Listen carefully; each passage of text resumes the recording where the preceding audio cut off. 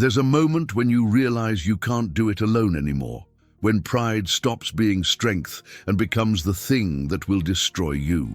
For 10 families in rural Oklahoma, that moment came in the summer of 1956. This is the story of what happened when survival became more important than independence. Margaret Turner stood in her kitchen on a Tuesday morning, counting the money in the tin can one more time. $43. That was all that stood between her family and complete ruin. The bank payment was due in 2 weeks. The grocery money was gone. The children needed shoes for school. Her husband James was in the fields, walking through wheat that should have been waist-high but barely reached his knees. Brown, brittle, dying. The drought had been going on for 3 months. No rain, no relief, no hope. Margaret looked out the window at the red Oklahoma dirt and made a decision that would change everything. She picked up the telephone and started making calls. This wasn't a story that began with vision or ambition. It began with desperation. 10 families, all facing the same impossible truth. They were going to lose everything. Their farms, their homes, their way of life. Everything their parents and grandparents had built was about to disappear. The Johnsons had 4 children and a 5th on the way. The Reeves family was 3 months behind on their mortgage. The Callahans had already sold their truck to make the last payment. The Merritts were eating 1 meal a day to make the food last. The Hendersons had stopped buying milk. The Polks were burning furniture to save money on heating oil. The Vaughns had slaughtered their breeding cattle just to have meat. The Driscolls were sending their oldest son to work in the city. The Ketchums were talking about abandoning the farm entirely, and the Turners were $43 away from bankruptcy. When Margaret Turner called that first neighbor, she didn't have a plan. She had a question. Are we the only ones who can't make it?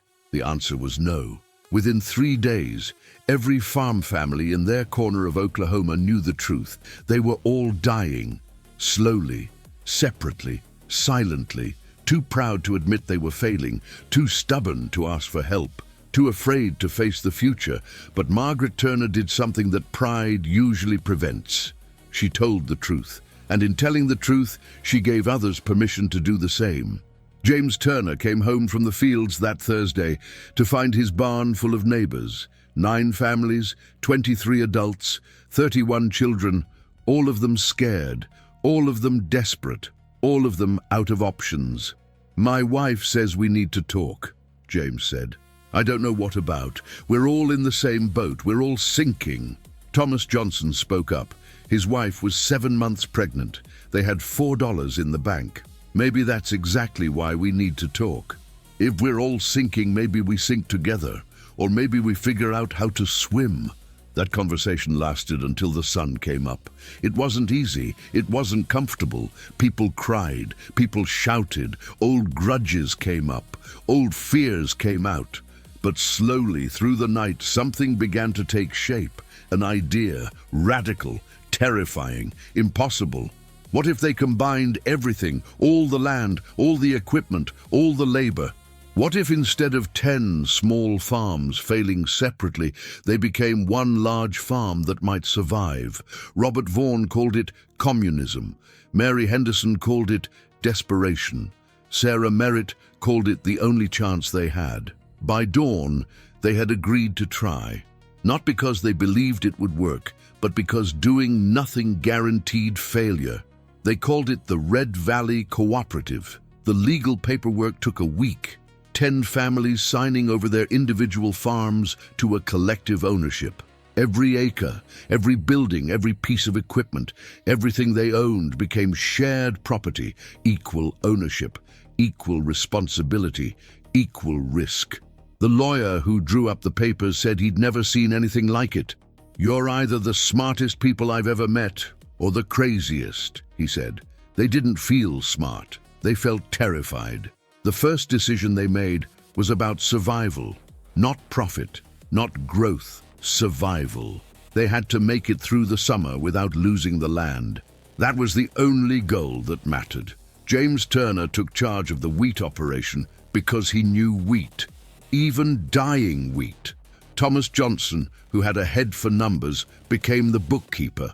Margaret Turner, who could negotiate with anyone, took over sales and distribution. Sarah Merritt knew orchards, Robert Vaughan knew cattle, Elizabeth Polk knew vegetables, Patricia Driscoll knew land management. Every person contributed what they knew. Every person covered what others didn't. They divided the 3,200 acres based on what each section could do best. The eastern fields, closer to what was left of the creek, would be wheat. The western pastures would be cattle. The northern sections would be orchards. The southern fields would be vegetables. Diversification wasn't a business strategy, it was a survival strategy. If one crop failed, another might succeed. If one market crashed, another might hold. They couldn't afford to put everything into one thing. They couldn't afford to fail. The summer of 1956 tested everything. The drought continued. The wheat harvest was the worst in 20 years. They lost money. They barely broke even on the cattle. The vegetable operation kept them alive. Literally, they ate what they grew and sold what was left. But they survived, barely, by the skin of their teeth and the strength of their commitment to each other. September came. The children went back to school. The bank payments got made. Nobody got rich. But nobody lost their farm. And that, in 1956, was a miracle. The drought broke in April 1957. The rain came back. The wheat came back. The hope came back. And the 10 families faced a new question. Now that the crisis was over, should they dissolve the cooperative and go back to individual farming? They held a meeting. They voted. The result was unanimous. They would stay together, because they had learned something more valuable than any single harvest. Together, they were stronger than apart. Together, they could weather any storm. Together, they could survive. The children who grew up in the cooperative didn't remember a time before it. To them, cooperation was normal. Robert Turner's son, young Robert, worked alongside Michael Johnson like they were brothers. Susan Henderson and Linda Merritt learned farming side by side. The kids didn't understand that what their parents had built was unusual. To them, it was just life. But the parents never forgot what it had taken to create this. The fear, the risk, the leap of faith. In 1960, the cooperative bought its first major piece of equipment together, a combine that no single family could have afforded. They paid cash, no debt, no risk. Just careful saving and collective investment. That combine represented something bigger than efficiency. It represented proof that the model worked, that cooperation could compete with independence. That shared success was real success. By 1963, the cooperative was stable, not wealthy, not comfortable, but stable. They had weathered the worst years of the late 50s.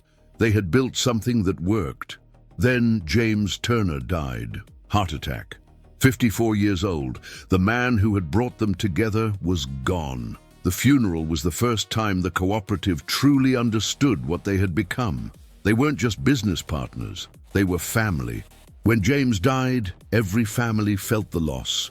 When Margaret grieved, every family grieved with her. And when the question came up about leadership, the answer was clear. No one person would replace James. Leadership would be shared. A council of 7 elected every 3 years. Democratic, equal, fair. The cooperative adapted to loss by becoming stronger. The 1960s brought changes that destroyed thousands of family farms across America. Corporate agriculture, industrial farming, economies of scale that small operations couldn't match. The cooperative watched neighbors sell out, watched family farms become parking lots, watched a way of life disappear. But the cooperative had something those individual farms didn't: size, diversity, strength in numbers. When wheat prices dropped, they leaned on cattle. When cattle prices crashed, the orchards carried them. When a late frost destroyed the fruit, vegetables saved the year. They were never dependent on one thing. They were never vulnerable to one market. They survived by spreading the risk across everything they did. The second generation took over in the 1970s. Robert Turner managed wheat. Michael Johnson managed finances. Susan Henderson married David Vaughan, merging two cooperative families. Frank Carson, who married Linda Merritt, brought new ideas about organic farming and sustainable agriculture. This generation faced a different challenge. The cooperative worked, but it also trapped them. Their futures were bound to the land, to the collective. Some resented it, some felt suffocated. Jennifer Turner, Robert's daughter, wanted to go to law school. She wanted a life beyond farming. When she announced she was leaving for college in 1972, the cooperative faced a crisis. If the children left, who would continue the work? If the next generation abandoned the land, what was the point of all this sacrifice? The debate went on for 3 days. Some wanted to force the children to stay. Others argued that forcing them would destroy everything they had built. The solution they found was simple but revolutionary. The cooperative would pay for education, support the children's dreams, but require 5 years of work after graduation. Then, if they wanted to leave, they could. No guilt, no pressure. Jennifer went to law school. When she graduated in 1976, she came back, not because she was forced to, because she saw value in what her grandfather had built. She worked the 5 years. Then she chose to stay as the cooperative's legal advisor. The 1980s brought the farm crisis. Interest rates exploded, land values crashed, banks foreclosed on families who had worked the same land for generations. Farmers committed suicide at alarming rates across rural America. The Red Valley Cooperative survived because they owed almost nothing. They had grown slowly, carefully. They didn't carry the debt that crushed other farms. During those years, 3 neighboring farms asked to join the cooperative. Families who had mocked the idea of cooperation in good times came begging for help in bad times. The council voted on each request. Not everyone was accepted, but those who were brought new land and new commitment. By 1990, the cooperative included 13 families and over 4,000 acres. The third generation brought new ideas. Marcus Turner, Jennifer's son, grew up with computers and the internet. He saw possibilities his grandparents never imagined. Direct sales, online markets, organic certification, agri-tourism. In 1995, he proposed converting to organic farming. 3 years of transition, 3 years of lower yields, 3 years of sacrifice. But at the end, premium prices and access to markets that industrial farms couldn't reach. The older generation resisted. They had survived by sticking to what worked. But the younger generation saw the future clearly. The world was changing. Consumers wanted stories. They wanted to know where their food came from. The vote was close, 8-5 in favor. The transition began. Those 3 years were hard. Yields dropped, profits shrank, but Marcus and his generation worked harder than ever, learning new techniques, building new relationships, creating a brand. In 1998, they received organic certification. Within 2 years, profits had doubled. Within 5 years, they were selling directly to restaurants in Oklahoma City and Tulsa at prices conventional farms couldn't match. The cooperative had evolved again. The turn of the millennium brought new members, young people from outside the original families who believed in cooperation. They brought skills the founders never had: marketing, web design, business management, sustainable agriculture degrees. The cooperative wasn't just a family anymore. It was an idea, a way of living that proved cooperation could work in a competitive world. But success brought tension. Some founding families worried they were losing control. Their grandchildren were outnumbered by newcomers. The vote that used to be predictable became uncertain. In 2005, a proposal to partner with a large food corporation split the council. Some argued partnerships would bring stability and growth. Others believed it would compromise their independence. The debate raged for months. Families stopped speaking to each other. The Christmas gathering was cancelled. Finally, Sarah Johnson, Thomas's granddaughter, read from her grandfather's journal. His account of that first desperate meeting in 1956. The fear, the doubt, the hope. They stayed together because divided they would lose everything, Sarah said. The question isn't whether we partner with corporations. The question is whether we still believe in cooperation. They voted no corporate partnerships. They would stay independent, even if it meant staying smaller, even if it meant growing slower. The 2008 financial crisis tested that decision. Credit markets froze, commodity prices crashed, the cooperative lost money, but they didn't lose the land, they didn't lose each other. By 2010, they had stabilized again.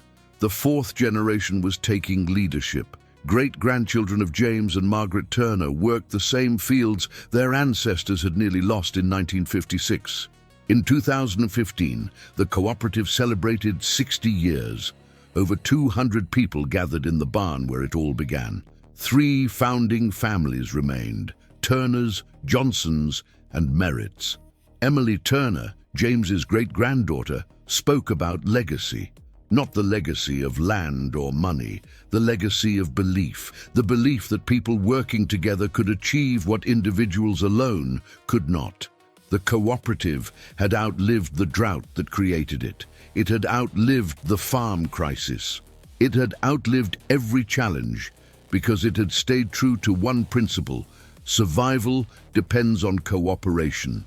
Today, the Red Valley Cooperative operates over 4,500 acres of certified organic farmland, 32 full-time workers, 17 families supported, direct sales to consumers through farmers markets, restaurants, and online, farm tours and educational programs teaching the next generation about sustainable agriculture and cooperative economics. The children of the cooperative learn the same lesson their great-great-grandparents learned in 1956. Your success is tied to your neighbor's success. Your harvest depends on your willingness to share the work. Your future is only as strong as your commitment to the collective. Margaret Turner died in 1989 at the age of 83. Before she died, someone asked her if she ever regretted making those phone calls in 1956. If she ever wished she had just let her family face their problems alone. She smiled. "I made those calls because I knew we couldn't survive alone," she said.